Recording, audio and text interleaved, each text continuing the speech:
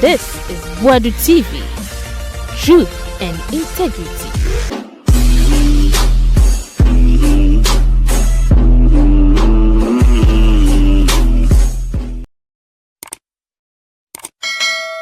Efa apia Maswell.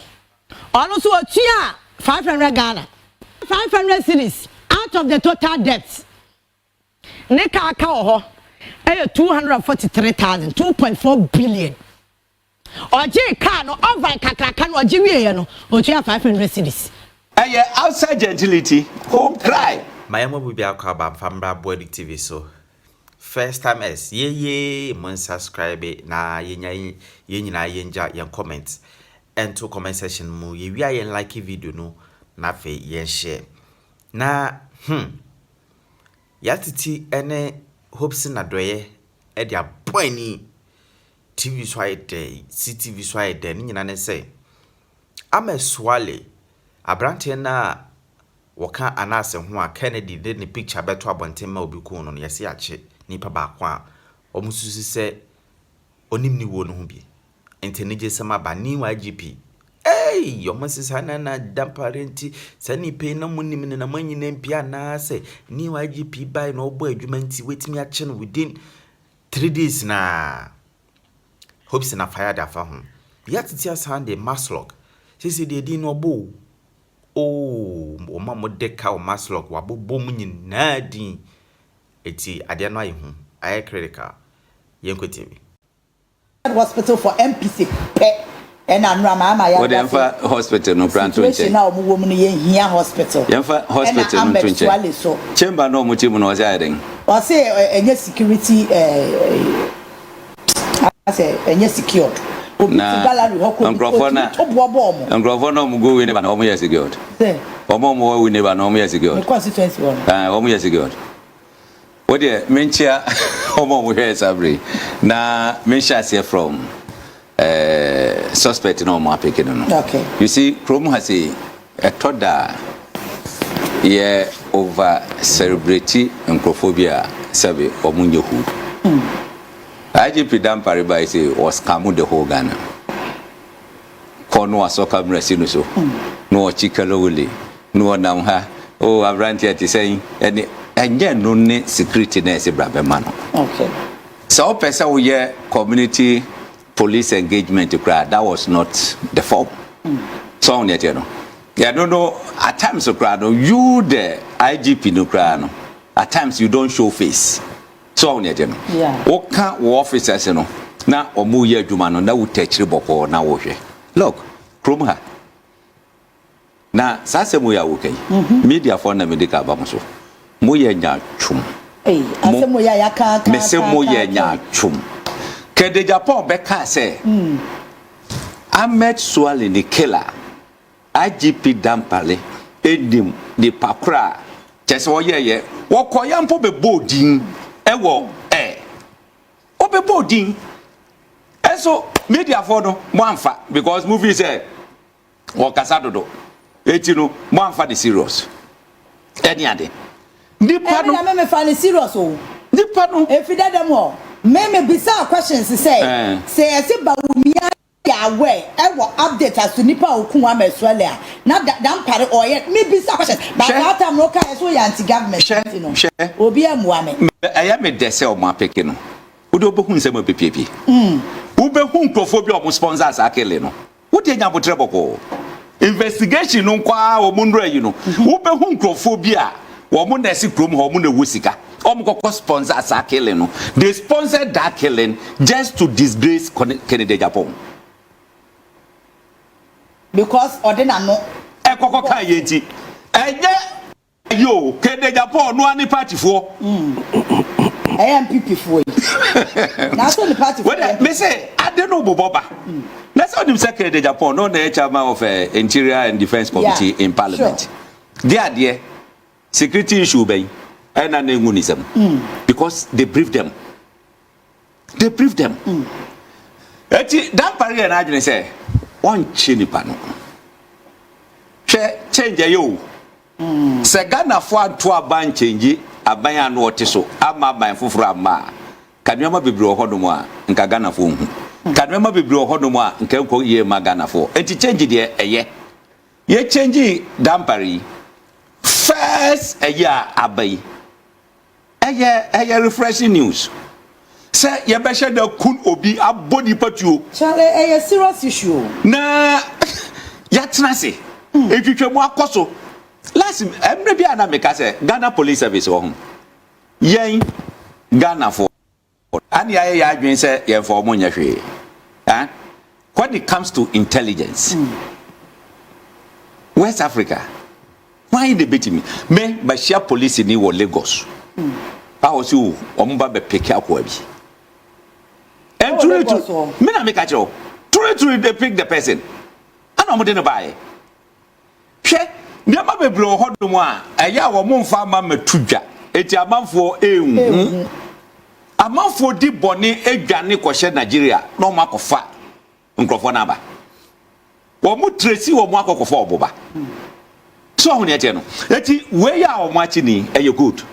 I know say JB Dankwa kîllér no so no. Kameya bebo so. No so wo bu betimi ache suspects no so. Ede ade. Enye so obu ni mobu. They have them. The reports are there. Because what CSX don't near me your keka wo court wa. I had to say oh wrong suspect be ni ache no. Na enya wo nwa say. Tuani anas yeah. You find some yabusiafo. Yeah.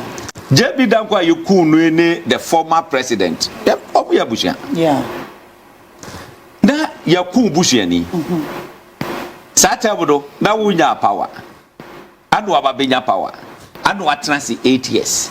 Wanti ma mo hwehwe anchi nipa okunu. And raise question mark. Some me pa na yakumi busiani. Na baba benya tu mi say betimi ami ahwehwe sa nkrofo na chi wo. Na ma yedi. Kom ha wo mo nkum nkrofo anfo mo anhye nsuase.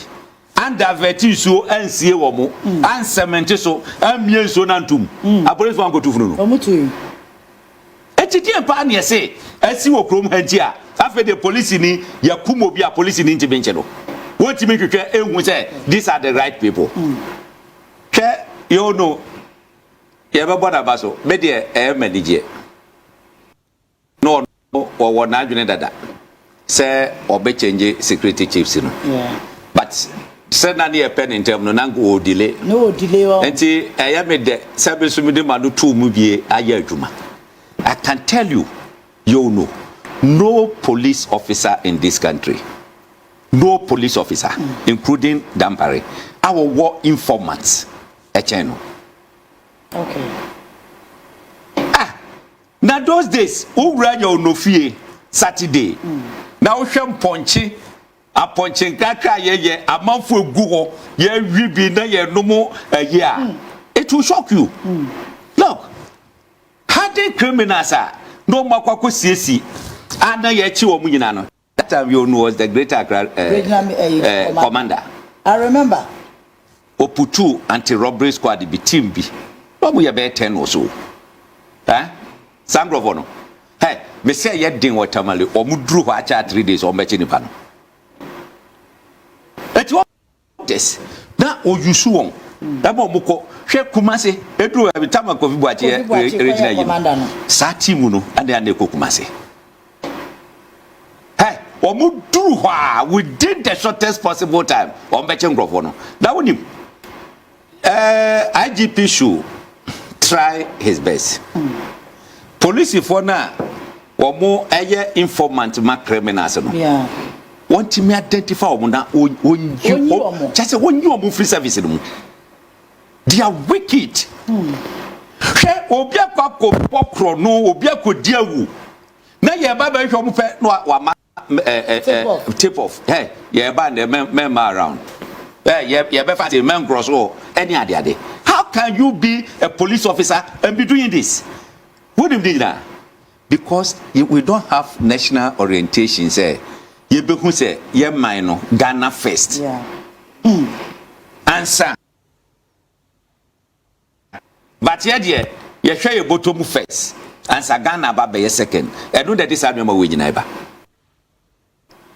The was a time omu cooperation bi wo omu budu ho no ya no mfa local fra one time bi omu fa police for mienu from Kumasi de ka omu ho no omu informant omu di ni free ha koye no Kumasi guy ba ko no me na me ka cho se basa na uti omu nti omu popia ho awu nyina wonu omu nyina adwane na wa pe ba bi afa na wa pe oba bi kura kwa ko she omu later so on yet no eti police ni ba kwa monitor na nkokum sa guy no because na wonim sa guy no but others na omudwane de onim omo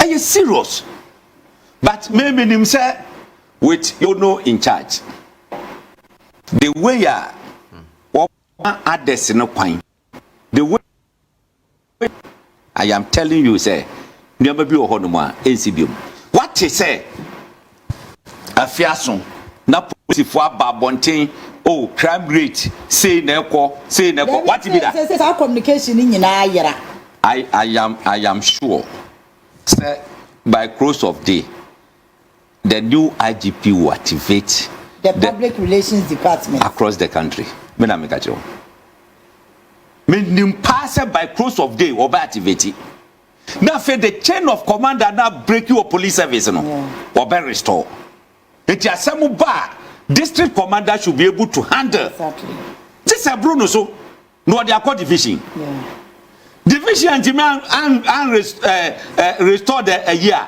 no they are called region it is an ever do headquarters the dimuno let us go through all this process.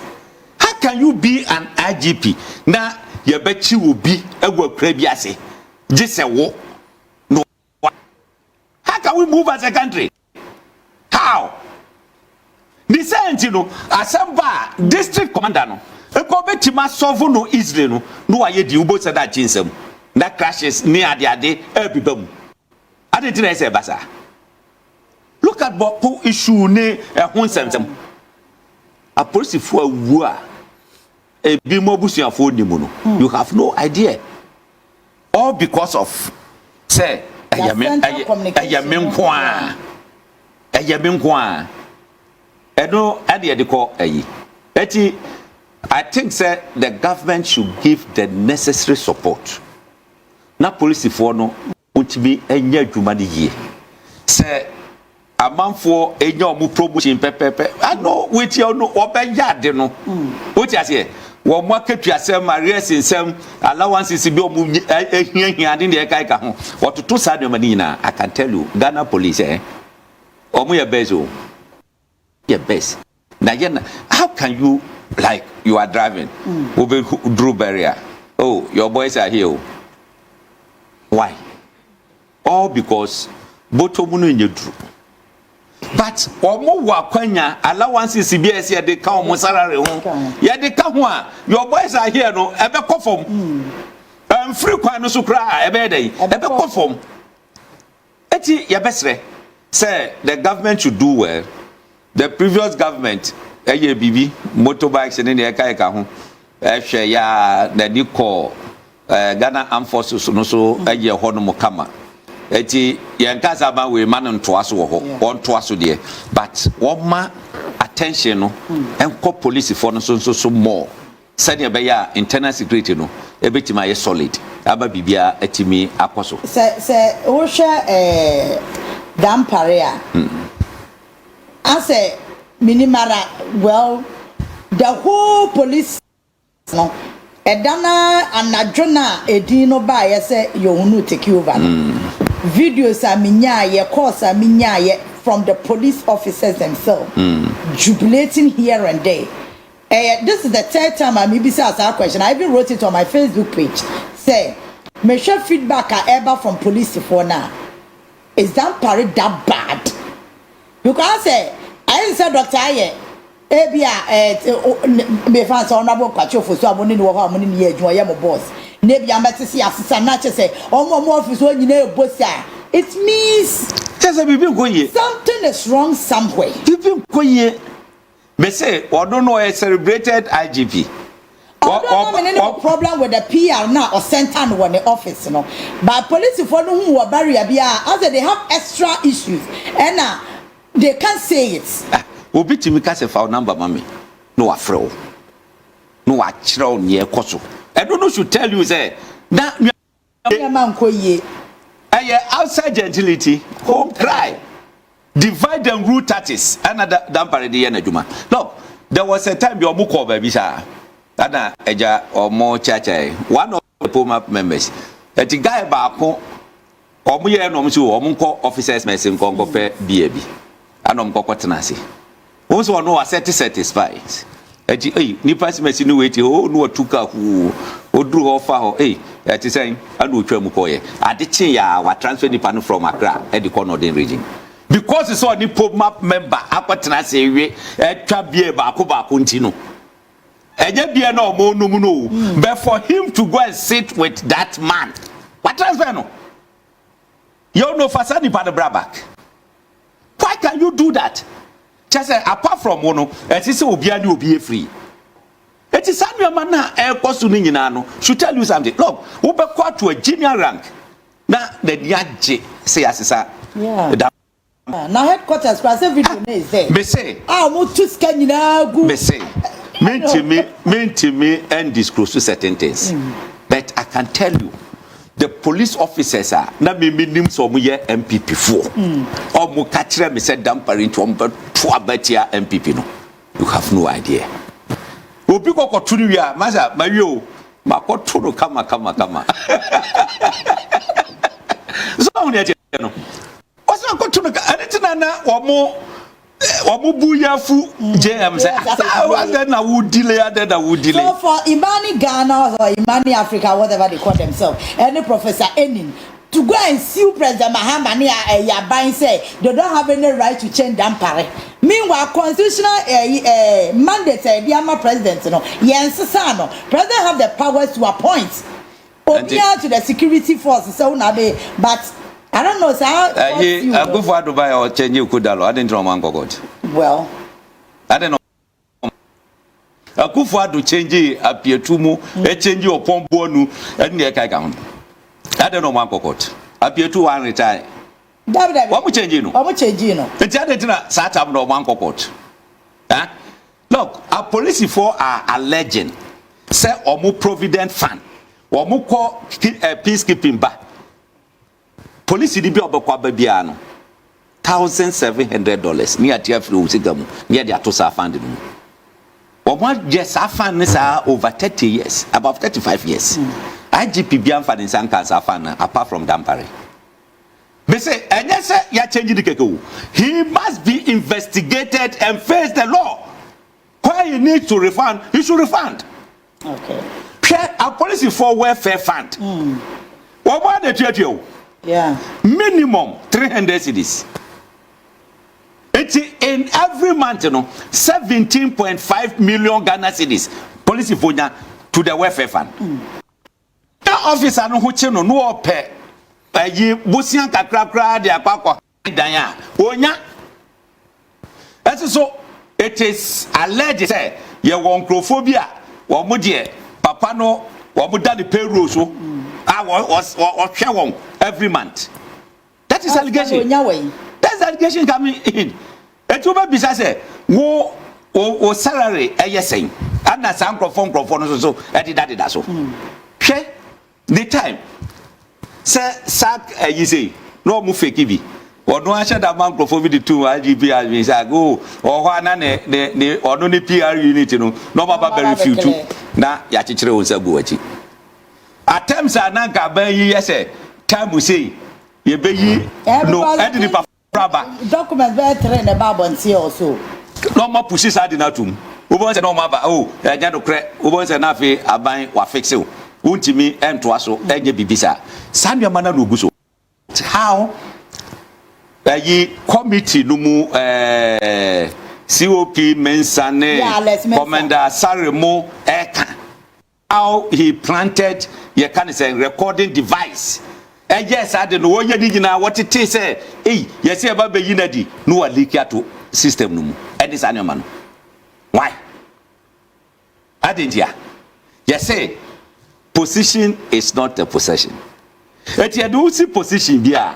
As you say, who say from that very day na do see hono. Would you bro? The next day you bet me you ready.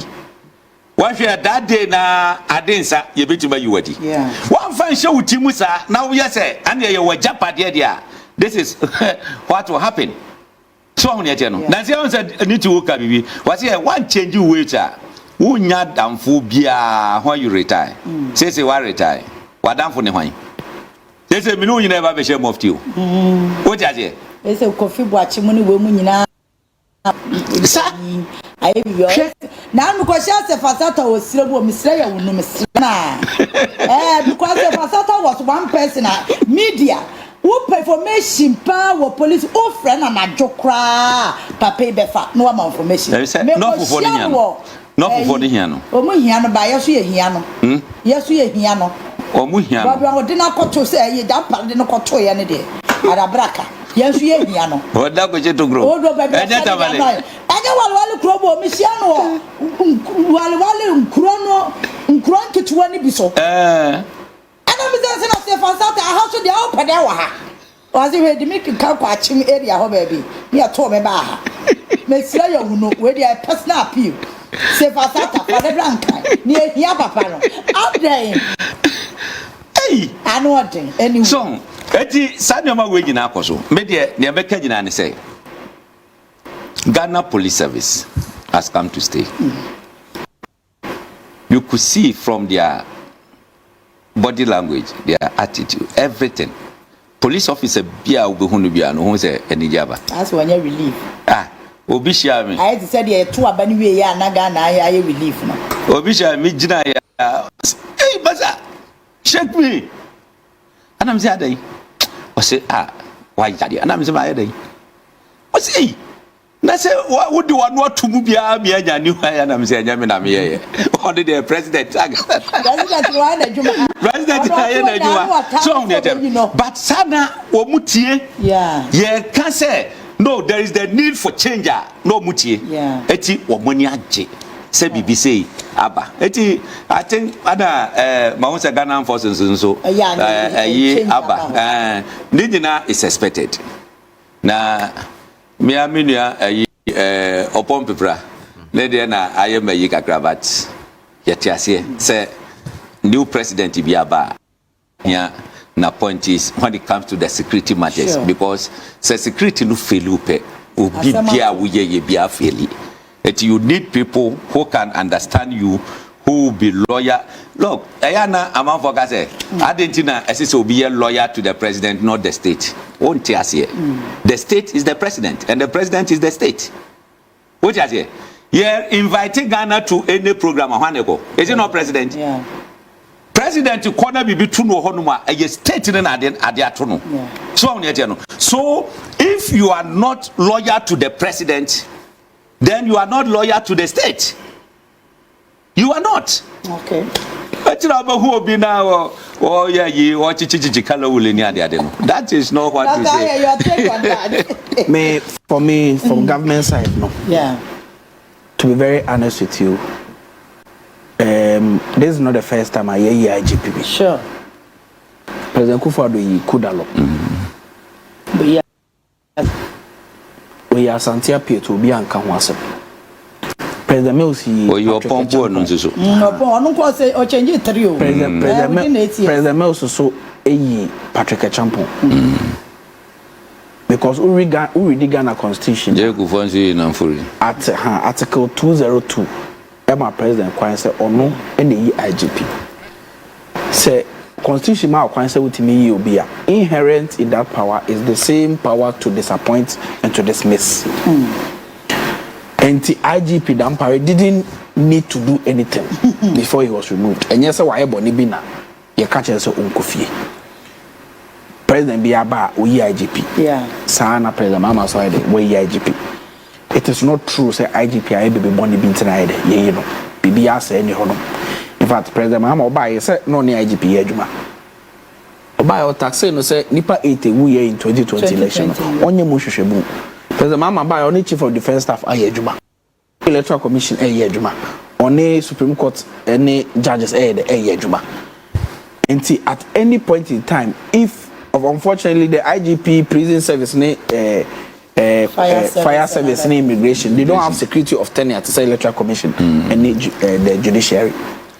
Into President Mahama, if you look at his vision to reset the country, now at any point in time, the susu will not dream say a particular person be na obetimni na as IGP based on ne experience ne president akasa agenda any police scroll ne experience ne personal credentials be anase ne suban bi ne strategies be any president at the end align here obetimi asesa no. Okay.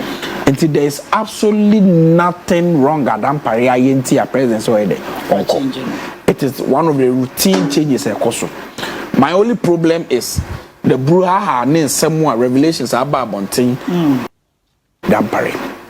I am not in a position to comment on it because as Obi won't follow discussion but said that is the reason to change. Exactly. But from where I sit, I know that there is absolutely Dampare on your string.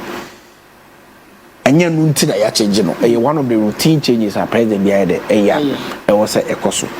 Now my only problem is civil society organizations linkophobia. Omo de call court to say president, omo injuncted president for removing IGP. Yes, I now quite to say nkomo bia koso we chire because president on 30th.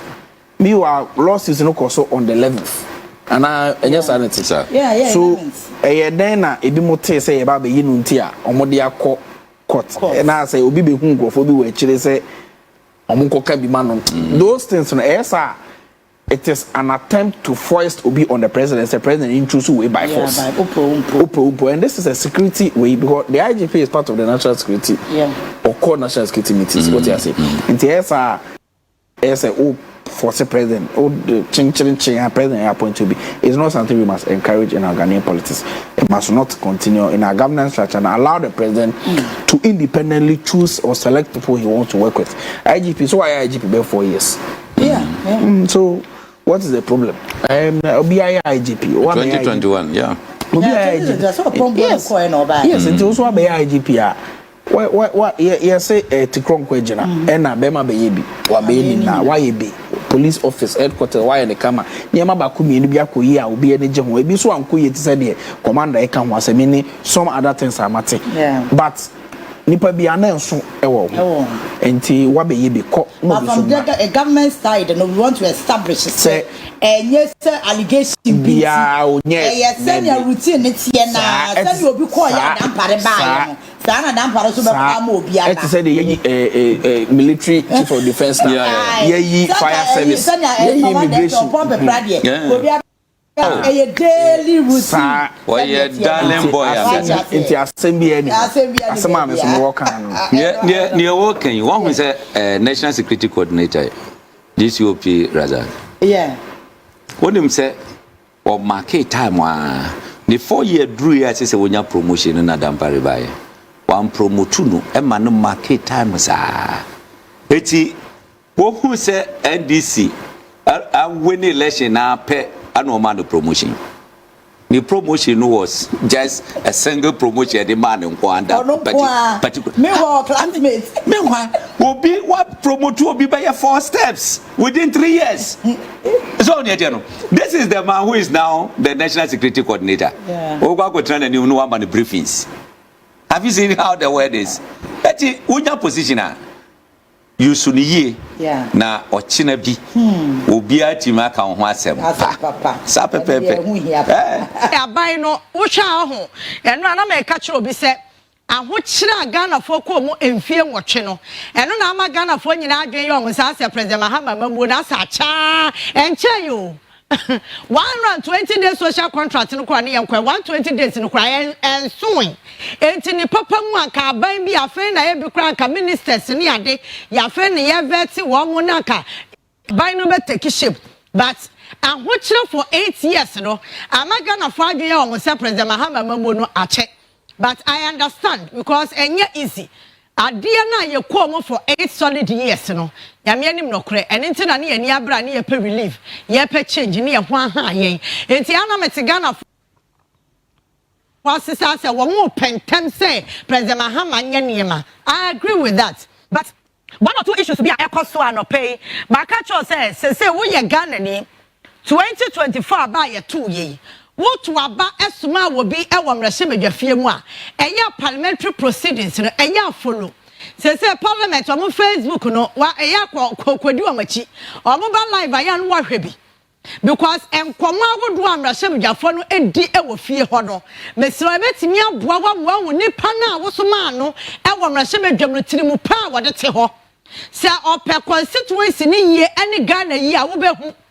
Onwani ye die so nti no wakwa brahye ho a obehu enti eya follow proceedings no most of times ya na obi adua na se enkwama agodo aye di no ebia na obi wo personal issue obi na obi any personal issue but politics na ye wo Ghana ha no so woman space kakra bia niema nipa de be ye no nya asam ketwa. That's the reason why I can offer 30 million the nurse to seal OSP say we declare wanted. Now anyama can offer ya ye wo Ghana ha no patron wanted declaration. But when you wording just a to me be born chidomo said denyo as one more Ghana for because more Ghana for no I come for Adaroma one manipulating ya for almost 7 years and one minor enya who say ya tam. Enti anano ono betimi asa regina ye nkon so no wa kire ye de ono pese wo ye na onua be ma na no ye ka so wa kwa wi obi ba nche de bode ye no pa cho se ye de ne kwa court ya ma be bisa wo wanu kra no ye mi sa ne so be fa lawyer na so fa lawyer odu hodum na ne ye bua no e fo de da aye de ne ko but omo anda bia me ka cho so omo de pan e boy ye nkro no omo se nya hoden esa kra no man ne de fe so because omo hu say Ghana ukita penya which mean ye bibia wo pebia wo Ghana ha enya no ti na no pay me ba ye but ye be kan some quick one hwe enra time na omo inaugurate board na wo mo be show mo dwumadi ase no enkomo bebre ko so ba ko a ekọ so a ehun komo aba pen ensan ko so ono ba afanya ma ke na oye mini micro minority leader was say Woman started discussions of building a new chamber. Sisi ya Ghana sisi ya baby ya woya ya pa ya sene kura yenhu yen ni sika ya kakura yentimi ntua na kanofori ata bosia wo burugu ho no bosia no man ni carry forward omo pia bi atikọ sese eka Ghana ye de no enye sika ba no interest no kura egu ka no so no yentimi ntua interest no enra anawo afanya market no wa ye busy na ni abre wasa kwa rezi new chamber was womunya as parliamentary so mo hwe so o metimi asi new chamber security. I'm not against it, but I say Ghana na yete no enya na panyefo no ma yen Ghana fo no ye feel say omo no mo ye superior na yen ye inferior wo no ba bia wote akra police post ni ho obi amfa ho enti ba bia wonam no se obi di aba betimi abo wakum na waje wo ho niama se eni to obesi so ni age wo ho niama mrasem jafo na yaso wa mo wo mrasem adwam ho no afanyo ma ken dwen kwanyo mefa so menya sika ene si new chamber now we provide all the necessary security. But uko afanyo market constituency sisi ya me sure say areas bi wo ho no mo complain say security no enya dia wasurunti omo ye insecure wo ho they are not safe, but afanyo market is not thinking of that. Enya no wo dwen ho omo ba chamber ho a kwanyo mefa so omo ho beto wo metimi atena se na wo ada wo ko chamber ho ayi wo kwada ewura nkro mo no wo nya a conducive environment a nipa no ya so air condition si no so na afa watimi ada no aso daye obo pitire no osore ansa fu bi abeba na no bia no aka me ka say parliament nya chamber nye, but as it stands now ya the chamber ya dey Sound come when we kaisa abapen ama civil society organizations be abrantia me kura kodi animu ma wo mo che no a ko parliament wa ka drop the chamber na ye che no what's a conversation asaba biem na ye me say ya won set bia ye wo mo sisi e se Ghana a wo ko areas bia chip compound kuro mo ne bi chip compound kura common chip compound kura no ebi ni ho light kura bi ni kuro num ekwan na kuro nim di afanya ma ka edwen wo sisi aya se wo menya new chamber no matimi anya security na o ade ba kwa ye me ye wo Ghana politicians won say when it come to eniema ema ye Ghana for ne ye bebra no ma sha say de ye mfa to ho oh ukọ UK kra wo mo tua more taxes into say ye Ghana for ye tua taxes na say but the moment obeka development pe wa mo say enuru ho one says see afanya market Smith video na ready ayero ho na yentimi mona Ghana fanti asem na ye kana se your reference to UK say akọ Parliament no or we said your chamber ne tie send your security ne tie na on point but afanya market ntimi ama Ghana fanti ase say okọ UK na so okọ London no say no si wo kuro no say Ghana yeso ye bia enka ye nchiri enka Ghana ye fete say London enka ye nchiri emfaso Ghana fo nya no anasa won land nya no say Ghana fo ye nya bia enka ye nchiri eno no is not a conversation that afanya market is having but all your comparison as to kwanya obefaso ono obenya ne comfort e wo chamber enti say yes start ama no ba ya banter between my honorable Mahama Yarga ya majority leader and afanya market no micro minority leader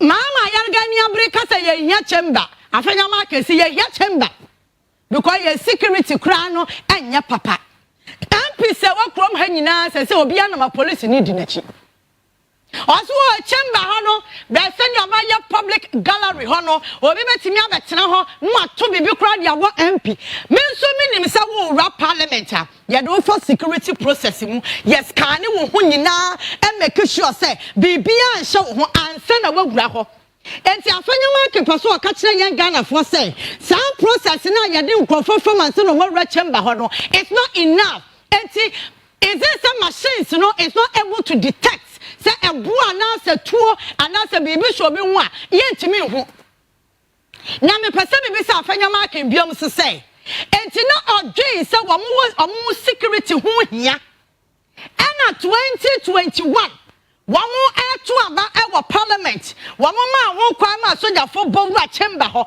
And no, there was nothing wrong with it. Under the watch of Dominic Nitio. A soldier for bomba chamber ho. And no, there time no na agenda nti enya hwe. No manya ya deka. Say ya kwa bosia ya hunya akono mponti yenya bosia mbo.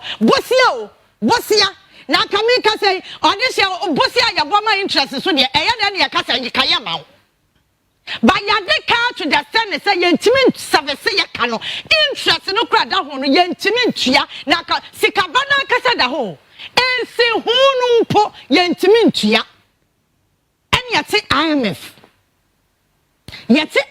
no yen hwe ye wuni ya taade ne ye ntom ya da so ye ne apam ho taade afa de yen start a conversation of building a new chamber na chese Ghana na ye tie no yesi anye ka for Ghana for ya ma ye ne na ho how la ila he ampanyimfo na ye to abama wo mo no e wase ye ma ampanyimfo ne tie ase se e ye de enti no wo ho na so man ni ye save na so man no krono nim na so man no obi mfili se obi bu obi kwase a eye de mpo na adwe bi bebo obi tirim se ma me nko chamber ho na me fa buo ana se me fa sekan me fa tuo enhye me ho na me kwa MP wei makoto abolo release the video no na yenti afanya market asem no kan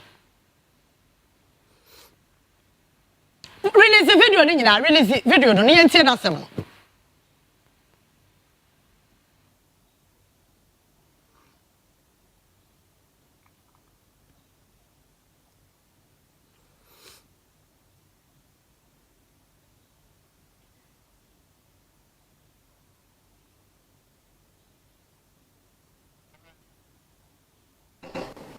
a hospital. The Speaker that I look forward happening in the 9th Parliament. one for Parliament. If it does happen, in accordance with your vision, a great milestone. We are a political class. Our health issues are to be known within. Because of confidentiality and all, people trot at great cost for medical. I believe we are able to deal with this. The Speaker, you've also talked about security. Indeed, when I visited the House, the British Parliament, the Commons, in the chamber, there is enhanced security. Here, gallery, anybody at all can throw anything at a member of Parliament. There is no security. The Speaker, I am therefore to enhance security in the chamber and to depart from this structure, though it's fit for purpose. We can begin a conversation for a new chamber befitting of legislative arm of government. Without more, I assure you that we shall serve with all in us. For the members of Parliament. Obiani wa okasa asem na afanyama ke kan nya nokore ba me so me pese me bi se afanyama ke se yen Ghana fo na yesan line eto abama wo mo MPs na wo mo ti chamber ho no o mi sa ne constituency for say obia wa access to health care ana said you no upper special health care upper special hospital akono onu kwa de sisi e wote nkran he oye MP UGMC ya President Ahmed Suale esi wa adane to say tourist site na so ba West Africa is one of the most best hospitals yenya wa Africa range usha sene ya elevated range amana yeya ni nyina afanyama kese ompe Bank of Ghana Hospital esi ho afanyama kese wo ompe a dedicated hospital for members of Parliament. But yen Ghana for now ye two abama one status assisano. Yen ye peche pompa de kra keke. And we your community ya. Aji ye gum koto ye pacho. Enu kra ye access to roads. Ebini ho ye they are not talking about that one. It should tell you the mentality. And ya ne what politicians ni bitrim. Sikani o manim na ye niabra ye no kwa ba foso a eniema betimi atoto ye no dia afanyoma ka edwe hu ne se wo mo si hospital mamra sebjafo no mo si new chamber e mamra sebjafo because om no mo ye ni pacha nye Ghana fo na ye so ma wo mo ho no politicians akasa they don't learn because ura omo lusu wo mo seat wama bayasa ko opposition no se anya kro no wama bona wama ni takasi kwan so pesika eni bia ko hodo ti se na Sicilia Dampare ne ya gunin passe a ene wodu court wa figures no wa sha ase a wo tete so na eya rani pade se de ya wo ma bra bote ye no amu nyina ye pe but the moment ani pon be any opportunity era politics mu enya position bi plan adwonbone abanitirim enti afanyoma ke dwe kwanya be fa so no obetimi anya hospital papa ane ho beto no obetimi anya chamber wo kire mu a na echasam from papa be bo afa ne ho na so kwani constituency kwape wo be kwa no na enkofo guso a wo ni adwuma ye ebi mu guso a wo mo press police station wo benya bia na security be kwa nanim hospital enkofo so awe futu ono pe a dedicated hospital for himself. When Okwaka, Obibaka say, hey, and then I won't cassa. Mediama Casso, Sabima to a bam. So, Kwasi and now, who could do one? The Abama won't want on a wood jam. Now, as I mean, I'm a two Abama, the Abia Quasiamwa. Just a minimum answer, Mewa. And I can't cry who do Mukwabe. enkran ketwa kra no ye ne timama nkola no enkora wo mu twa kwan ebi twa nsuo anse no makɔ school Aban painful what can I the best motor so near the BS bicycle so yeah the beer to Niaso swallow more turns you as on your chip compound. We are not thinking about that one, we are thinking about the new chamber and a dedicated hospital for Parliament. Say you want more dinner, young Kenya. You see, Yan Brina, your person yama equino. Now, and you know you'll be priority.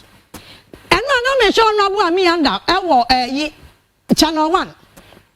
No me bra penye Bernard Abley and they dim komo. And I see say honorable me under man kasano. As say no so or your attention seeker be. Why you know so afanya marken or person can someone e be man why ye near din home come out body day. I think that's the mindset. Because for a whole former minister of finance, no other country say the budget is dead on arrival. Now we budget no crown IMF wom and yakano. It wasn't dead on arrival. And now I mean under kasa big and the big push, you know, and yada woman to me yet. You people, you guys, you promise 1 million one constituency every year. One city crime coin. Oh God of mercy. Oh, these are some of the things I'm here. Now mommy boofu. More promising 1 million one constituency. You couldn't even deliver one. Yakobi say I must say I'm the court ambulance. Yakobi say I must say $1 million $1, you know. And no $1 million and I'm on the acquire dug out there what and you call it dam. Yakobi say have a kumsia was it daga time and I know what to do to one sikana ya demand on as what one why you call it $1 million per constituency. And see empire me and them airborne in say I was a Ghana for you which ring I was saying you must say no jinaso oh naka watch ya 1 year Ghana any baby I want the Ghana could do ya was a kamumia wano. You say have the nerve to talk. You still have energy to make noise. Because we are in a democratic country. Or be to me Canadian. And to me, I'm not against that will come again. But so why you say why I won't say the budget is dead on arrival. One more was the watch a party, no, then you're dead on arrival. I know you're another day conversation I be having. But somebody should tell Honorable Afenja Markin that situation you want to see ano enye dedicated hospital for Parliament and enye for new chamber Ghana for agwachira wo mo bre a wo munya access to hospital wo munya access to light electricity keke konkroni be so kwahwe light ni ho. We are not talking about dedicated hospital for Parliament. Edu so dia wo de mo ho toto British Parliament edu mpuntu so dia no aka kire yen say ye nuru ho. Now let's go back to Baslok. And now my catcher will say, on mine ya chechire do, sabi anya for any political party. But political party or beba betina kwanya so aboa mo on my tumpono. Sa party no ne support no. Eti yen Ghana for no so ye ni abra ye pempuntu no. Yen so ne yafam de ba ne betimi aye. And no baby Sam senti ya sika obobo nyina e won nkrofo ho wo Ghana ha and na masoro kunya sika no we na meka che nipa kro se tinimu pa e time masoro kwa yete ye nachi no e yen Ghana fo no ne pese ye gu no and ya sheda ne de politics afra ho ntoma eti si wo kro na ye be pa no amena kwa masoro go no se wono na ni nya date se de Abigail Erob na ni adin ya one na so mining tina President Mahama de na ko wanti and found one political color or jisikana over the years. That's the experience and that's the reason why I can give you her when you know your sika and you when you claim you know your sika any power wo go so no omubru 2000 any power a good document we so omubru almost 3000 omubru bebre obianso ni wa ne ka no eye less than 10,000 obiani wa for document we ya obiani wa ne ka ye less than 10,000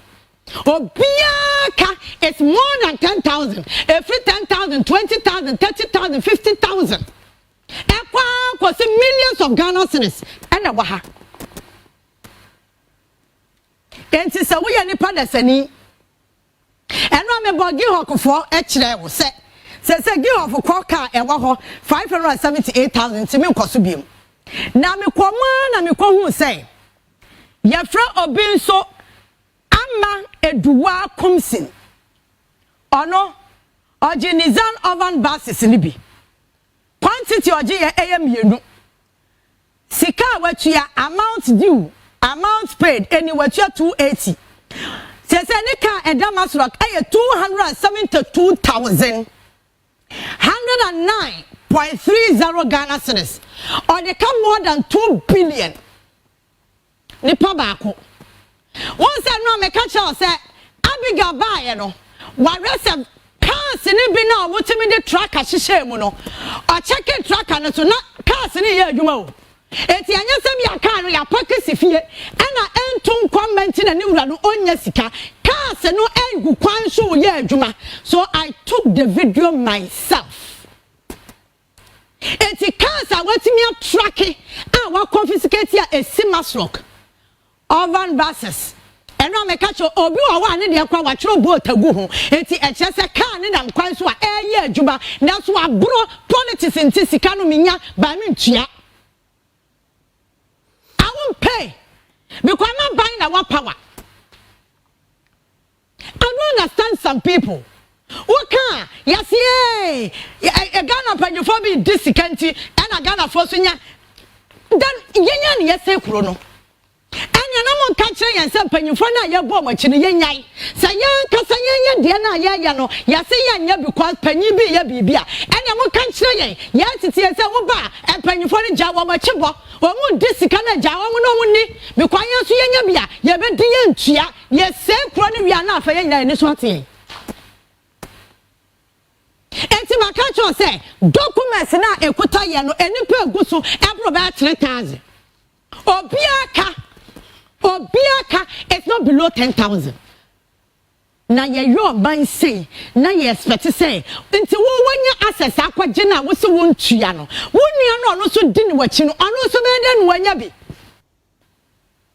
What can somewhere not so the purpose of that say this common sensical issue I say, no the politics. And you see, Abigail no any problem what can since 2012. Part of 2012 no one power, no this no power. But Abigail say I'm from send this no power na we je ubetua and your money sika was so tua.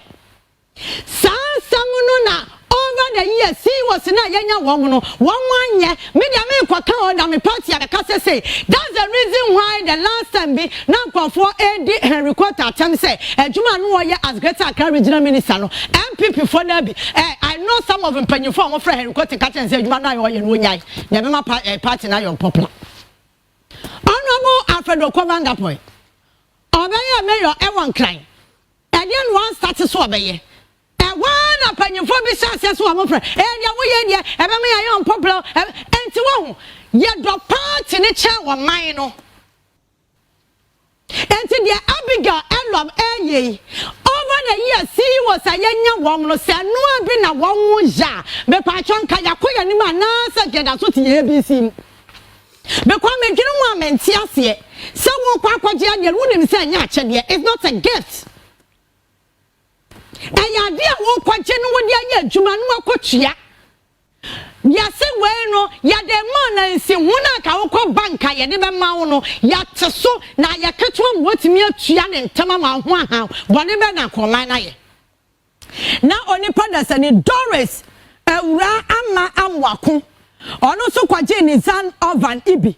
Ono ojesempo Doris jebako. A car total 321,244. And our year and 1 or 2 5,000.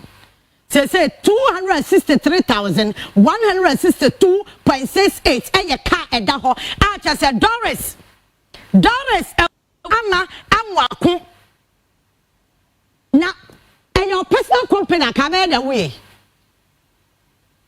Hey. Not just say on Jayano, I cannot 5% to grow in Chia. And what Jahon or Dam or the kind of Namna can ye Juma. Smith video na ready afato. Na types of cars and crofo agege.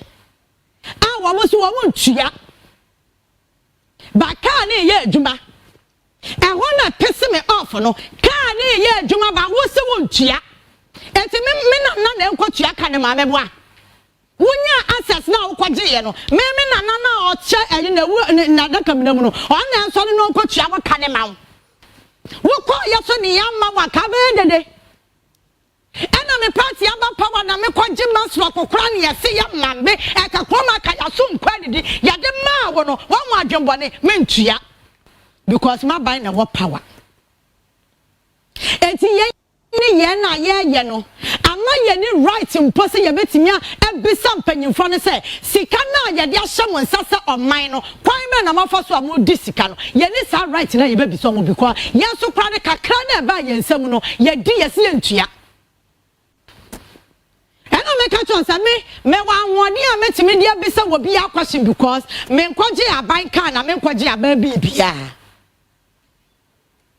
Once some woman kwaji binti ya can of buofu.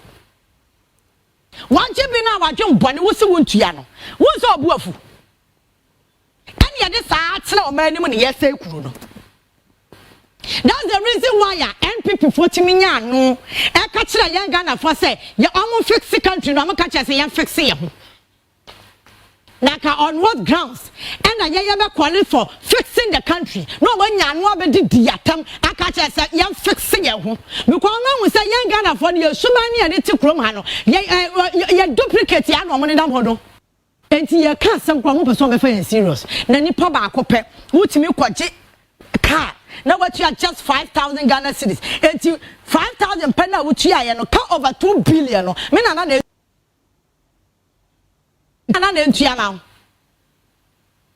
Now obiso die Raymond Kwesi Abrokwa or no so jeba 321,244. One also yere ne ho or no kwa de amount paid aya nil 1 kobo 1 cedi kra wantua bi. Ono de nilo Raymond Kwesi Abrokwa nil 1 Ghana kra wantua enti Nissan over now waje ye no car ni ye adwuma 1 cedi kra wan kwama so kan kwa kotua ne ka na da so nil ontua 1 cedi kra ade me hwe no kumasi na me raho me hwe mu na me raho na me say this is the reason why ya o kwa padia yes ye bi ni ho because already omo ma ba gina yo ma ge ma ba na wa pa wa na me gye ntimi ntua ana do anu ba be so wa ba be so cd on de wa twam no ono so ne nkrofo ba ba gye omo ntua enti all people no omo gye ya no ontimi dan wo ka. The reason why ama Abigail adwuma woye no me pesa me kana me yehu dede magana 40 ase se yando man ne kane ni enjai se yado political ba ni nyina no politics nti me konye mani kwada obi ka na kira nko ya be ka se ene ya ba na power ne yakwaje ade de ya da ye ka ma ba na power sawa de ma ba na power no me kwa me ni chesa me dwene ho amenti ase ye de se kuro no enti kwabrane ne sign na tene mercury gunsuom and the excavators to furnace no to timber nyina tugu ye bisa na ma ba na power ye bisa ma ba na power release the video for me enti wa wo hwe bus tintin akwabrane akwadehwe we nyina ye ba cars na ya confiscate ni bio enti wa wutimi se car no e wa kwan so ye adwuma ba kwabrane se nya de aka no matua wa wo obi de wa twere boat agu ho obi de ne de aye taxi we nyina ye cars a elon ba ye wa confiscate enti me bi me ho se won wa ye confiscate wo mo de na ye ntimi trace wo mo no se ya be de na sika no ye nsa aka enti ne abubo mu din no buses wo nyina aka ho adan ma ban na power eti nipa ni ya saa wo beka ya nwua party ni ko opposition no obi ani so atene nwan e na so on miracle ne panyufo mo party no obi ako ana mo didi miracle atam na aye say time ana oye no sam chiro for ya kan ye omo tan Ya me dey ntwan ansa o. Ya be kan sisi a. Wo san ka te bone no. Ne ayi wa from ne akoyanim. Very simple. Enti ne bona sani wo wi asese. What is it? Afraid. Day. Good fellow. Also kwaje ba se ni bi. Good fellow wo kaya 321,000 otua say 25,000 per otua 25,000 when tua biem. Say say nika 236,000 and the double stock over 2 billion. Afraid day good fellow. Just a paper we yanka say kura me this particular document here kura me. Eka wo so nyina ye above 1 billion. Eno ma ya de o wa sheda categorize eka no enti ya wa mo ka no eye within 20,000 omo ka 50,000 document we in particular we sa 3 sheet here kura me nyina no obi aka ye above 100,000 obi aka is above 100,000 enti Prince Kamal Awudu Guma also kwaje nizan over nibi otua 71,000 per 187,000 aka no ayaka atonsuom over 1 billion and also Prince Kamal Awudu Guma also wontua kona buy na power Majid Sulemana also kwaje baako otua 57,000 per Nika akaya 196,000 1.9 billion and also brand is one to ya na buy na power obi so the company and akwaje company no ya no Wafa Logistics and Consults Limited Wafa Logistics and Consults Limited and also nika wadi anie oje ba so no 1 cedi kobo kura wentua on the company name energy Wafa Logistics and Consults Limited nika 244,000 just one waje bass no 1 cedi kura wentua 1 cedi wentua 1 cedi kura no Wafa Logistics say ontua woni company na mo ka chense ene ni din ni abo the next time no ya the company ni details ebeba. So when ya go and pay. Now I don't understand though. What the company name akwa car? 1 cedi kura would you want to yabio? 1 cedi kura say on tia. Me pasa me won. You read here last week. One of the best budget readings are also in there for the public. No, in the remember people for instead of discussing the content of the budget, no. And telling the people of Ghana how was our budget no edim puntu ni yedie bebre Ghana omonenam ena nsemo a ento asomu nsemo a enye no kre ena omoka ede adada Ghana fo binumu a omadwen sheda nko the content of the budget but yes so anytime bia ye wo ho me ne me board the honorable Felix Kwachofosu just say ye omusi ni etwa omusi ni sa omusi inkontompo ene atrodua any 1 minute ni abecha sana yen ya adwen say we face them boot for boot yen tena say emma sa almost strategy of character assassination ni atra it has been their stock in trade in Ghanaian politics no yen tena say masade no enti ana no pay de bi din chia kese pa be kwama one wahwefo ne watifo nyina na mama obia good morning na masha obia nkran say aba amoto santene koto ye on December 7 no aso abapa na aba no hwie be nkosi June de na Ghana for who say no the 8 years of MPP regime no was a useless waste of everybody's time na we are on course to retrace our steps we share niema a free year papa is excellency the president budget mubaya watch let's say indeed this is a man or drain Ghana form this is a man or yet no kwafo a compassionate honest leader or can someone oil okay I say papa war opposition now or your campaign or the same P to Ghana for him na many aje se meka wasere ye papa de 13.85 billion Ghana cedis or say Ghana impuntu juma ekoso ye shase a the NDC shase a yentimi anwie a MPP for beto ebetena so a 8 years o mentimi anye no watwa sika to so be complete 13.85 that is abandoned project abandoned projects aban bi ba ya say you na no bi ba ye ya sa yeso ye ba ye MPP for aja na 111 almost bo Ghana for no ba say omo be complete no not even one of those hospitals have been completed.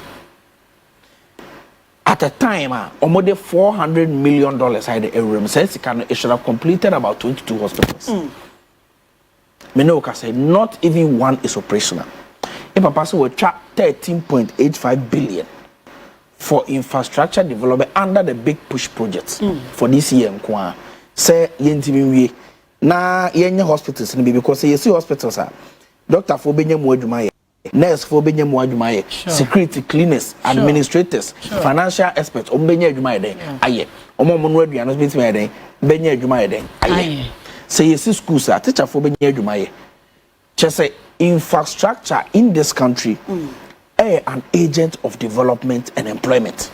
President Mama Oko University of Ghana Medical Center o see na say nipa na ye mu adwuma dada fe bo menye mu adwuma Oko Rich Hospital Ghana for na ye mu adwuma dada fe bo menye mu adwuma Oko Atuabo Gas Plant dada fe bo menye mu adwuma Oko MPS Port Expansion Project ya papa His Excellency the President here ya nipa ebenye mu adwuma omokra no masha say 24 hours economy deda enti unya president a o se ono ode nhihye pa begu akwamu na Ghana infrastructure development a ye no ode sika be hyem no wa hyem kena ama uncompleted projects or abandoned projects are ya no better so 8 years or meant to be completed or no or ye be so man son ham he will complete it or see about president abaso president say a boy or share Ghana for say a first year students in public tertiary institutions a son Ghana sika semwa atoba ha ye maame ne ye papa mo ne adofo mo hwe ye nuanom o manya admissions for tertiary institutions say training college in nursing training universities o mo ntimi ntua no I say under the no academic fee policy and no fee stress policy no first year students in public tertiary institutions your admission fees o mo ntua no president allocate sika 499.8 million Ghana cedis to settle that promise has been kept. Okay. I'll see about President Abaso. President say, ye free bibi period poverty. Ye nuanom ketwa. E science kasamunti omubu omo sampa. Pa de also moto. Na omudi yom huye no. Sa de ni wa MPP opposition. Ye politics ye papa Jomama ede pa no e ba be ye nuanom eduro no. On better power 8 years or meant to be anye. On the task to on the sounds and the 4 class out so. And here papa His Excellency when Chasika 292 million say young fan so yen yanke to ase. Okay. Because any more for to say nyame bomb no. There's a process like that they have to go through. And here buying or what tema near dog matemem for. A buyer or a homo bro ma onibie. Or the 292 million Ghana cedis at all. Say, ye nuanom ketwa, also mubu omosam. Ye be providium of sanitary parts. Any near make a na almost any ayomo ya. Na oman problems mu. Ama omanya insusaso bonia a war unclean menstrual process. Ye papa ye bon abaso. Ye papa say, ye nuanoma a sign types are. A sea war in the voter region, which just 200 million Ghana cedis ever support you. Yeah, papa say, Ghana MPP are better than so 8 years. Almost somebody be a free and free SHS. There is no dedicated source of funding for free SHS. There is some na edu baby expired food. Any chairman colano because na sika kra anywhere the better and papa man colano. Enti papa ba o se get funder MPP for the tabuno to so emu sika na yidi ye niema enfra ono woyi sa tabro no sa get fund e was a raise 7 billion MPP for the tabno to so ano munya only 3 billion no ye papa so woyi sa tabro na free ho into the sa 4 billion ne aka no ode emu 3.5 billion ebe fund free SHS onim say ye papa ba ye ono kwa oba ye ndi 1 month and odi 200 million Ghana cedis come and get for Ghana Education Service for say they should decide the feeding of free SHS. You don't have to sit in Nankwanzuri. No biti tema e also dey the bro. Ono ankasa this kind of Ghana Education Service. They should distribute the money to the various districts. Near this kind of headmasters near matron. You yourself will go to the market, go and buy your food stuffs and prepare food for the students. Osha videos about bonti students nankasa about bonti bo president Mahama ba so say ye catch almost say president Mahama ba obetwa free SHS mu enso no mpo na oba ye o ma free SHS dey aye papa manua ne se my papa ye papa say 3.5 billion ya wo train and then kola na dia adanse say for the past years I hear free SHS ye mom akoko namda ye mom sausage da nkosua mpo ye mom bida ye papa because of oda wo ma free SHS students na yema memunti we twesika to ama free SHS will be better double tracker aba be sen ye konwa MPP betina konya so cement keke ne mortar ye ka say chippings ene anua carbon na facility dormitory blocks ne classroom blocks na yeyi double track fi o mantimi anye e papa say waba obeye ni yie ama bibia etimi ayeden ay papa ye papa san say MPP for better akonyam over 6 terms na textbooks are ye provided for new curriculum abai o mentimi anye e papa etwa sika 562.6 million Ghana cedis say ye fan provided textbooks na nkolai ensuade school feeding program okay Ashanti regional school feeding caterers echo regional minister office regional minister ebomu tutuo epamu mo sopa omo so mon kono ni hwe ne mo ye papa ba o se no we increase scanner from 1 cedi 20 pesos to 2 cedis or the second kwa 1.78 billion Ghana cedis na shim ye papa say emabunu o share mo bossa o de hye pa begu akwama mabunu nya adwuma o kan be a friend of the national apprenticeship program o kan be a friend of the Juma program ye papa the 100 million Ghana cedis for startups o ye mabunu o hwe me anopai nyame de nipa bia dua omu watena se akukyire gu paper so adwuma ni business a wo gidi se ebetimi aboa ama wo so watimi employ o yonko mabuno o say every year 10,000 young people and this 100 million ye be support you na omoso adwuma nyame ni nyansa ni nimdi a nyame de adua omu se omoso be bia adwuma e de afa nipa no say papa say the service can be support you the national apprenticeship program o pese osu adwuma ono ankasa de o be share adwuma mu automation amount opon ho a ono ankasa so automation amount ama stipend kakra o so de be share adwuma say ya papa the 300 million Ghana cedis na ide ashim ebro adwene dey entiase so ya papa say nursing training and teacher training allowance MPP for better akonya mu omo say ombetua no o kai say ba me akoye meet the students briefings be also your student training teacher training allowance or can we anche na akola bi sorry say papa na wada na ona egu abonti hana unim de ekoso okromu a my ba school me final year 3 years allowance me nye den me nye bi da afi ba me say ene me sere wu fa che me kwa ko bi sa finance minister na o matua e papa sanse sisi ade obeye ne say nursing and teacher training allowance eka arrears etimi gina mu 2-3 years ni entu ayi no onye ne sa biom si an ebe bat se salary okay monthly teacher for ne doctor for ne nurse for month bi aso mo kodwo mo salary omo so mo de ebe den ebe ba as allowance in a form of salary it will not be in arrears. National health insurance scheme okay I say in 2022 MPP4 EDJ health insurance the whole year to over 2.2 billion. They didn't even release 1 cedi. Emma national health insurance here, basa. My minister nankasa eko kaso no kra waja national health insurance yusu because enye juma. Yeah, papa, for the first time, or the 9 1.93 billion Ghana cedis na shim. Say be national health insurance mo kina. Ama sa national health insurance apart from niema enim say eye no. Eno na sambe rolling out the Mahama Cares program for chronic diseases, among kidney diseases, hypertension, diabetes, heart diseases, liver diseases. Ama ye the sa fundi unim say last week Health Minister Elon Chesa Mahama Cares program no. Ama ye the say sikai beboa. Ama ye nuanom a bibi nti yare nti omenya kidney problems. Ye ba be support yo mo ama bibi etime ye de aye kama. Enti sa niema we e budget mu kono e papa sanse assemblyman fo a omotem pentin kwa eye adwuma ma desos assemblies ono ankasa be mo stipend bia every month o me de mo sabe kan o musika ye papa sanse ye maame mo a obo ma no ba se obete bank amamo na moso adwadi a mudi no yetimi ama mo bosia kakran nsi hu no wo fom no ye papa asa di sa bohye do so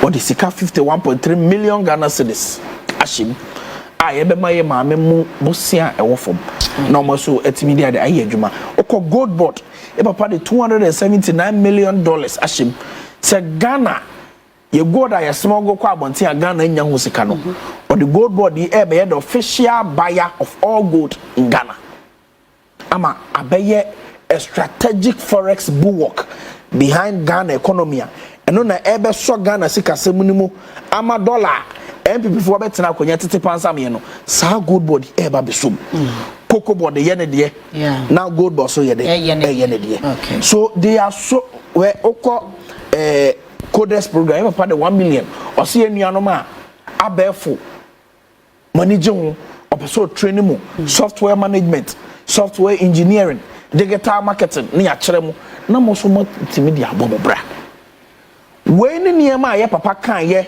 so be ye in a 120-day social contract a ye 26 interventions we know ka say ye papa ye mu 16 representing about 60% in the first half the economy be a chance by time a 120 days in the papa 26 in our yeah okay meaning say okay sa niema we nyina akoso a okay I was an MPP for boy papa excellency abaso for one no credit wada ne dey any two what dream Ghana who are the major bottlenecks are Ghana and Ghana sikasem ne Ghana economy development agri sector the 1.5 billion Ghana cedis for for economic transformation program no IFE Ghana program Ghana grains program Ghana vegetables program bako yes for the poultry to table program ebe boama Ghana ye food inflation aba from na Ghana ya agric na abusi akosoro ama ne ematimi ay kama no ebi nsida e Ghana bakosem nti MPP instead of them to face fact and tell the people of Ghana say the president ye bona baso for no credit awada na bi no do a washo ama Ghana for no omo ne nam nansam a enkan enye no kre and then also President Mahama the 2.7 billion about office of the president. President Mahama the 78 million amount honorable Felix Kwacho Fusu no mu channel intro ni nanya no kre.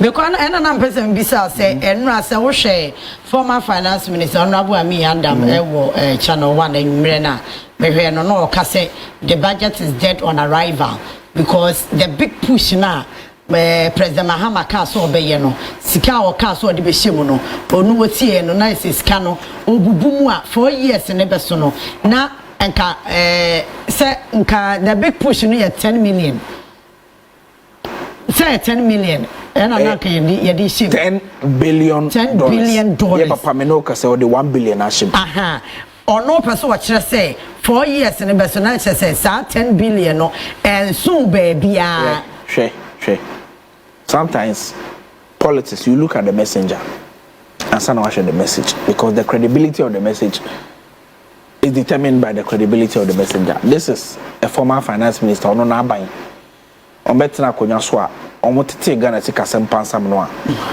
omo de Ghana called domestic debt exchange program amanfo sika ehye. This is the finance minister obedina Ghana for him ka kire say 10% betting tax o mante when Ghana mabunu have been at the receiving end of this tax policy. Why would you believe Asama Oka? This is a president who by any one day. He was inundated with energy crisis. From why I was an MPP for Koto. Edigu Ghana in Kanyim. They couldn't buy it. President had to come and buy it. President Mama had to come and buy it. This is a president who what it's in the more room the Ghana taxa. And here for no more for Tia. A car MPP for Brugu ho. What it's in the more remark can boom. And the Tia bondholders for Sika. As I just be out for July and August. I MPP for Antimianye. Or no buy a wabeye. Was saying Sika. It's an economic prudence on the finance minister. Obo Juma. Dr. Cassiela Tuba Fossen. Enya sika $1 billion they are to for big push project to complete all infrastructure projects and move better konya so 8 years o mentimi anye. Enough of the skepticism. Enough of the cynicism. 8 years no MPP for ombesi yeso a and commission yema. Mama. No more shampoo to Juma ye papa di begu akwemu. Okay. What's it as make can say? Yeah. Rome was not built in a day. You don't expect President Mama to come and put 10 billion in big push on in his first year of the administration. Now, buy 8 years, why didn't they do it? Okay. But President Mama waka also on no project so far as I hear Ghana for Sika. No, he will use it judiciously for the people of Ghana to benefit from it. Didn't they put $400 million into one hospital one it's not even operational. Almost 60 or Ashanti region. 4 of them 0% completion. Cement crying near assassin. So they should keep quiet. They should keep quiet. Only assembly can don't come and talk. Okay, it's as simple as that. Yansha because the energy sector is in debt. Cocoa board is in debt. Rose, a car or best 100 million. Energy sector over 67 million. Just say, as a major sectors, a car and that one yaka. Say, me catch us MPP. They are wasteful spenders. Say, a deliberate effort by Abain and then the appendages to completely destroy the Ghanaian economy. Energy sector. Ye free abemuno mo ka mo de 10 billion. 10 billion. 10 billion kwa ni etu amu 2 billion da ayeko. Ntina effectively mo de ka 8 billion. MPP for ba kunyam. Na president mama aye esla energy sector levy. Me no ka say every in 45 billion. O de ka 10 billion no be ma 45 billion na. O di tia o say ka say. Anya 35. 35. O ma di sa 35 no. And a massive bobosia additional 70 billion Ghana cedis account on useless procurements. Only Mr. Okota Mapota or more 3,000 you can say containers of electricity procurement that they don't even need in the next 10 years. In Niama Omadiaba Ghana, no, Omako sign contract say in Crawford Farmer Munisco, Betuano, Udimi. Ghana be here, Niamano 2035. Sanimano. Akwese wakoto car. Ube here in the next 10 years. Or car da uyusu. A car ninyan say be say in the next 10 years. No wakoto car see how be yusu in the next 10 years. Now when this car would be to asa car neka. Nyama no makoto no so no. Ebe expire in the next 5 years.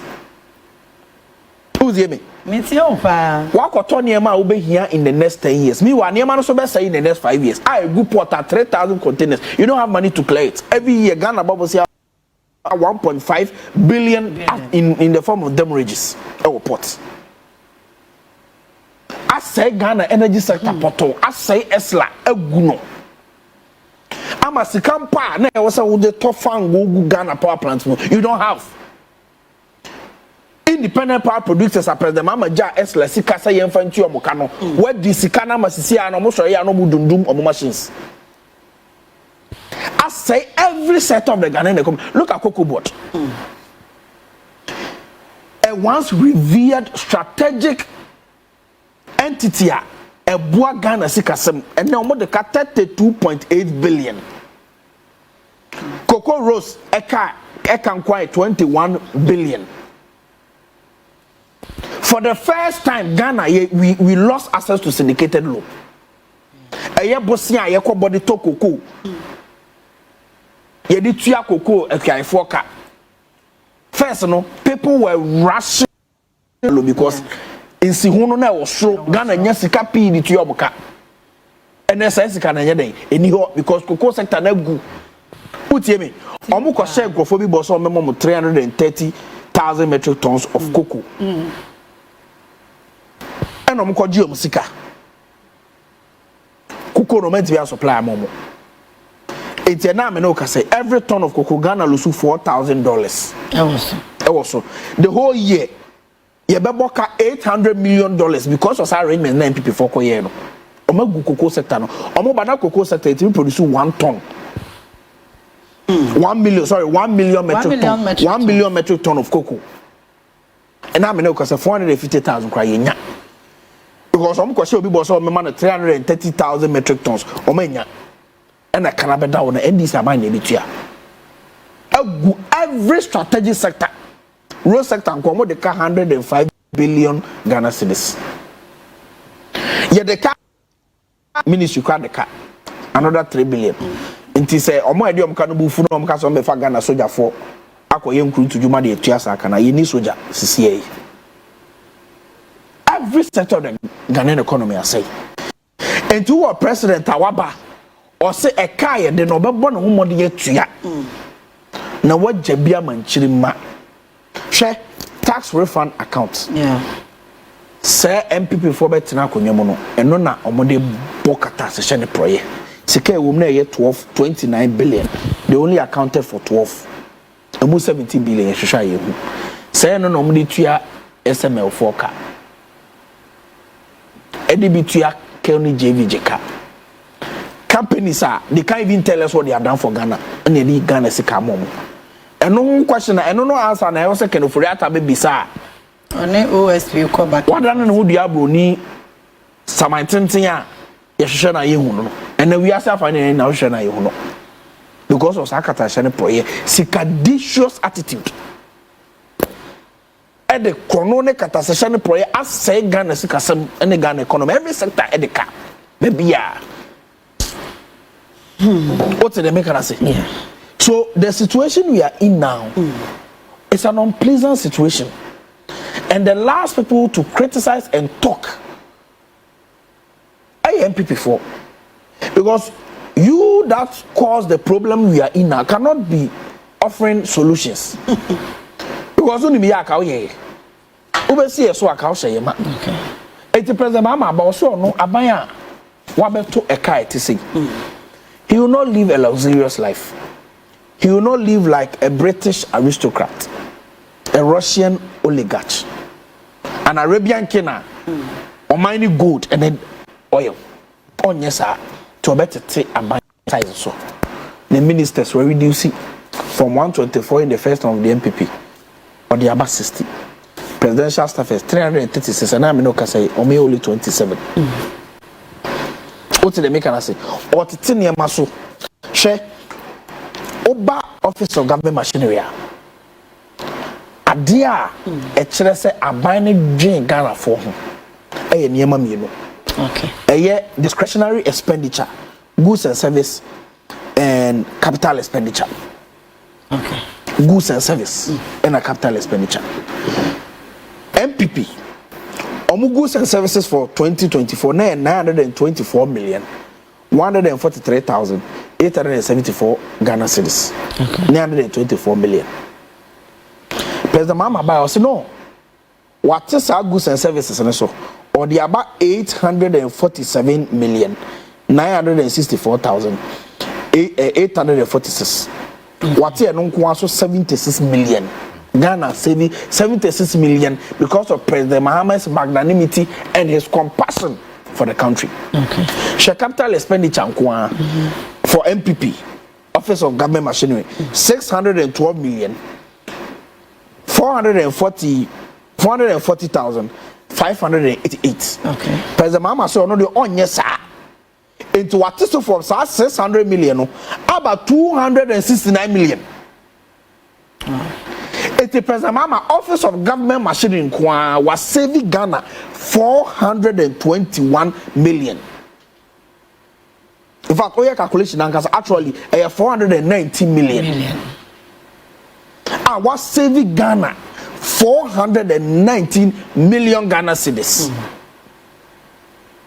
This is compassionate leadership. This is a leader who's a Ghana the country no brapa.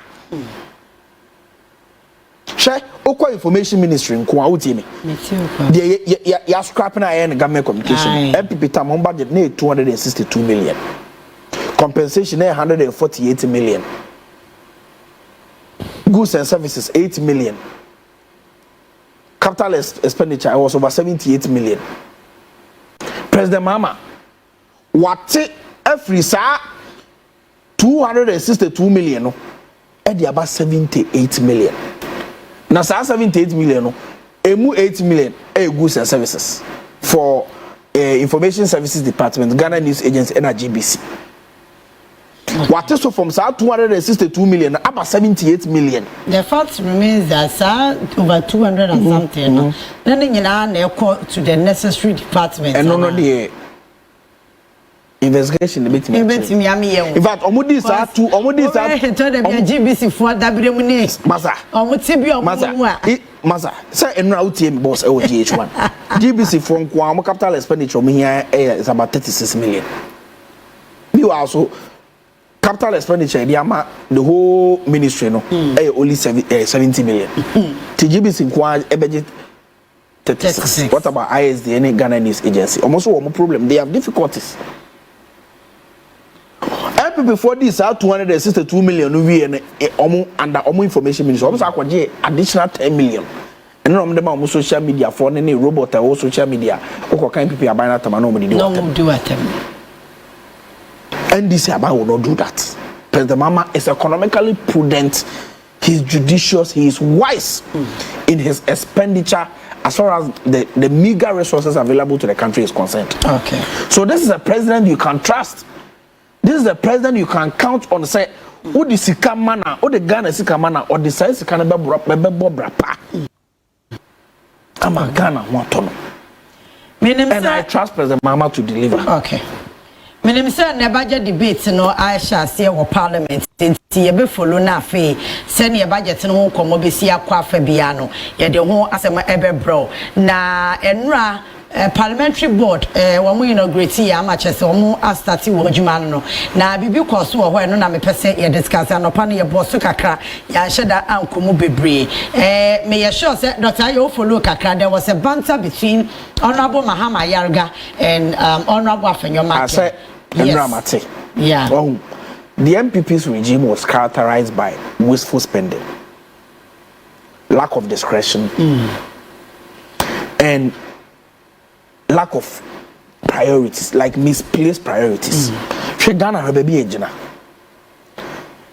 Ultimate share Ghana for him catch say see a new parliamentary chamber. Is it not the same parliamentary chamber no renovate just about 4 months to the election? Yeah. What is wrong with that chamber? Yes, I see a hospital for only parliamentarians. Now, I don't know no. Almost heavy. They are for Ghana for no omewie. And so I can understand the leadership of the MPP in Parliament, that Fenyo Market, they want classmates in wasteful expenditure.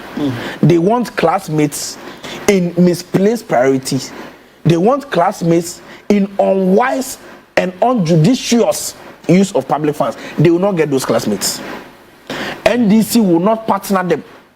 We will not tie our apron strings to wasteful dissipation of public purse like we witnessed under the MPP. that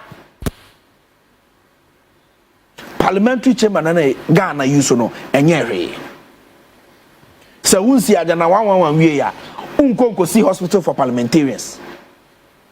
Enti me bo Honorable Mahama Yarga me bo na baso na me nshira no I drop my heart for him me two chairman no say what dream Ghana for na wa oboni ni die Now, why are sensitive to the difficulties the people of Ghana experience?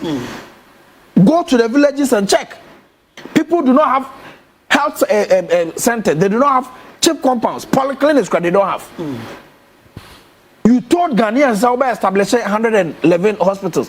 One per one to be operationalized, and you are here standing in front of Ghanaians and telling us, "Say, dedicated hospital for parliamentarians."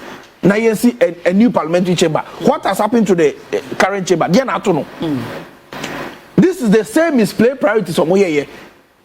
In the heat of the movement before 2024, President Kufuor shared Ghana phone in any catcher say.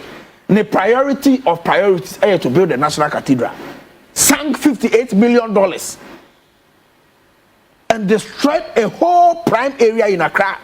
Collapsed judges' bungalows, offices, in the name of building a National Cathedral. At Tokra, a source bonsam jamumpo. As say Ghana sikasamuna. At a time, and Ghana for action, the president say, on your pay air to fly luxurious presidential jets, $20,000 an hour. As say Ghana for Sika. What did they make us say? In the heat of the movement, they spent $2 million to build a sky train. I don't know. Uncle Siaga Sikano, I say, Ayabasa. So we will not join them in their wasteful attempt to dissipate the meager resources Ghana for you. Okay. And to Afenya Markin, if he doesn't have anything useful to tell the people of Ghana, he should keep quiet. He should keep quiet. Also, I know our British Parliament, Laura said they are yet tight in your chamber, it's your Ghana chamber, no, or bits a public gallery, or to me, Tom Wobber and inside British Parliament, Uzibi. British Parliament. They will not agree for $58 million to be sunk into National Cathedral. I want to transfer my president into presidential jets and say no. Into private jets and say no. And see in the British Parliament. Oko Britain, government will not lie to the people that almost see at 111 hospitals now. Those things do not happen in the UK. These are men and women of integrity in the UK. Omo country. What is the basis for comparing here to UK? UK parliamentarian men are best for say, "Yefa Ghana Security Hospital, my parliamentarians and Kwabra and one meant to be." What I say? So please, we respect him, but he should cut back on those ambitions. It is not helpful to the Ghanaian politics. They are part of the reasons in Ghana for new politicians. The NDC has come to retrace the steps. The NDC has come to bring integrity and respect to the governance process of our country. So we will not join them in their futile attempts to bring disrespect and ridicule to the NDC government. NC, yes, also.